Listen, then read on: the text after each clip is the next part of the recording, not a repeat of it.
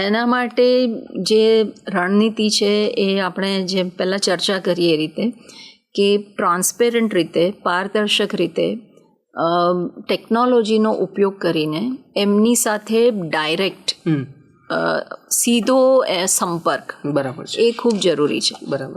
વચ્ચે થ્રુ થઈને principal agent જેટલું આપણે કાઢી શકીએ એટલું આપણે વધારે એફિશિયન્ટલી એમના સુધી પહોંચી શકીએ અને એમની જરૂરિયાત સમજીને આપણે કરી શકીએ. બરાબર છે.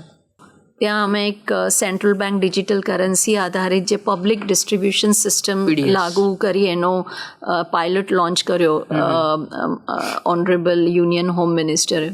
તો એ જ દિશામાં એક બહુ જ અગત્યનું કદમ એ રીતે છે કે લાભાર્થીઓને સીધો આખી યોજનાની વિગત એમના વોલેટમાં મળે અને એમનો આ યોજનાને એમણે કઈ રીતે અમલ કરવો છે એનો કંટ્રોલ એમની પાસે રહે અને સાથે રાજ્ય સરકારનો પણ એટલો સંપર્ક રહે કે રાજ્ય સરકાર જે આશયથી એમને જે લાભ આપવા માંગે છે એ લાભ એ કઈ રીતે લઈ શકે સારામાં સારી રીતે. બરાબર છે.